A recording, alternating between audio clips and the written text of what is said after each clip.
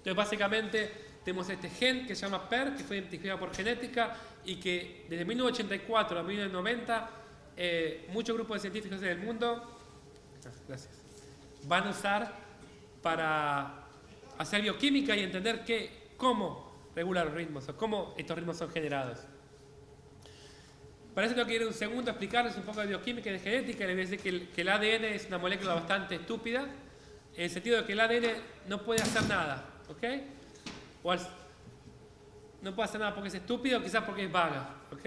Uno lo puede decir de otra manera.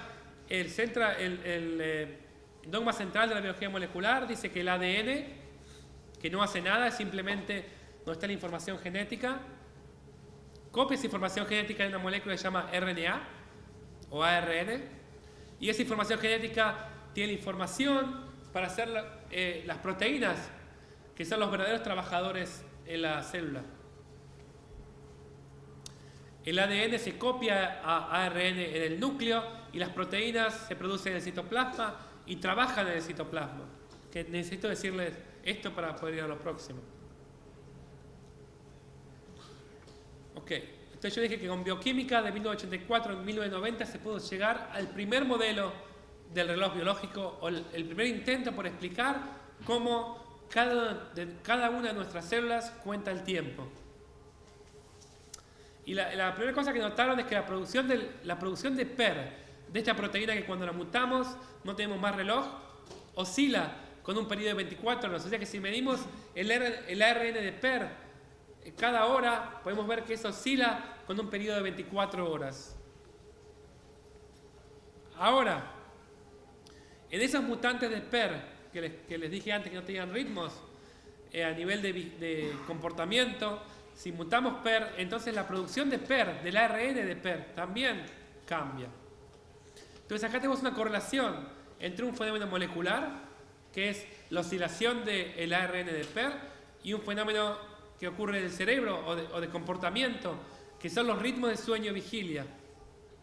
Y esa correlación es casi perfecta. Cuando tenemos buenas oscilaciones de 24 horas de PER a nivel de ARN, tenemos ciclo de sueño-vigilia de 24 horas. Quiere decir que nos despertamos y vamos a dormir con un periodo de 24 horas. Cuando las oscilaciones desaparecen, no hay más ritmos. No tenemos idea a qué momento del día estamos.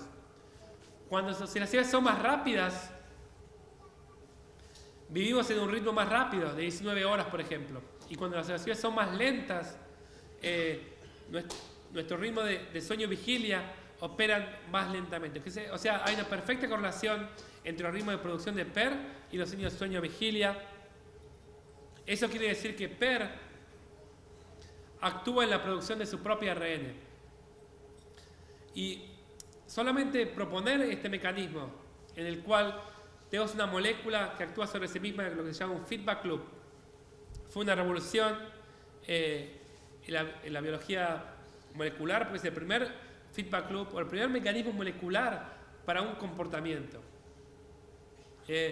Y quiero decir que realmente es anecdótico que en 1990 estuviesen todos estos signos de interrogación acá, pero conceptualmente estaba todo hecho. Simplemente había que trabajar 15, 20 años para llenar los huecos y encontrar qué más había ahí. Pero conceptualmente estaba todo hecho. Y lo que sabemos 20 años después, uno puede decir que es mucho más o es un poquito más. Sabemos que es más complicado, pero es lo mismo. Básicamente, lo que les mostré antes, ahora es así. De hecho, está simplificado. Es 2 veces más la cantidad de actores en este proceso. Pero básicamente la misma historia, el mismo rol central para este loop de una proteína PER, que de hecho tiene sentido. Nos pongamos a pensar cómo podemos contar el tiempo. La idea es que entonces el reloj cuenta el tiempo de la siguiente manera. Por ahí voy a volver a la cosa anterior. Pensemos que el día empieza sin PER, no hay nada de PER. ¿Okay? Empieza el día y así como empieza el día empezamos a producir PER. ¿Ok? Pasan las horas y pasan las horas y pasan las horas y tenemos más y más y más y más PER. ¿Ok? La función de esta proteína de PER es reprimir su propia síntesis. O sea, cuando hayan pasado suficientes horas para tener la suficiente cantidad de PER, ahora PER se va a mover hacia el núcleo y se va a reprimir a sí misma. Entonces PER va a volver a bajar. Y ese ciclo de subir y bajar lleva exactamente 24 horas. Y es sorprendente que sea así, pero es la manera que es. Es un sistema simple, pero que está construido de una manera que lo hace muy eficiente y robusta. ¿Okay? También lo que sabemos es que es muy parecido a lo que pasa en mamíferos y lo que quiero decir es que todo lo que sabemos sobre los relojes en mamíferos lo sabemos simplemente por la gente que estudió los relojes en las moscas antes, porque todos los genes que se han aislado en mamíferos se han aislado pensando en cuál era el gen de la mosca que estaba haciendo la función A, B o C. ¿Okay? O sea, en este caso es muy claro cómo entender el sistema de la mosca nos hizo entender cómo nuestro reloj funciona. Okay. Entonces volvemos a la pregunta que hice al principio: ¿cómo podemos investigar cómo se generan los ritmos? Entonces yo les dije que uno puede tratar el sistema como una caja negra y que esto es muy útil porque uno puede entender propiedades generales de los ritmos como una propiedad emergente de un organismo y no desde un campo de la ciencia en particular. Uno puede pensar desde el punto de vista de las neurociencias, qué parte del cerebro y cómo regulan los ritmos de sueño, vigilia. Uno puede usar la genética para poder encontrar genes o procesos que están involucrados en el reloj. Uno puede usar la bioquímica para entender cómo esos genes que uno identificó por medio de la genética funcionan y cómo se integran en el funcionamiento del reloj. Por muchos años, los científicos de cada disciplina, con cada tipo de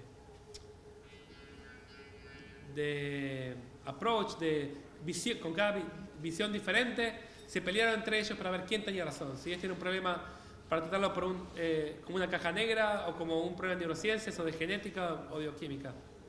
Pero afortunadamente las generaciones que vinieron después se dieron cuenta que la mejor forma de tratar este problema es pensando en todo esto a la vez, como si fuese como un problema interdisciplinario.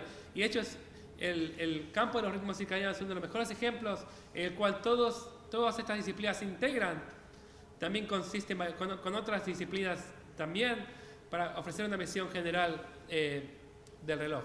Porque al fin y al cabo los ritmos son un poco de cada cosa. Si pensamos, este es una representación de las neuronas o de grupos de neuronas que conforman el núcleo supraclasmático en el ratón.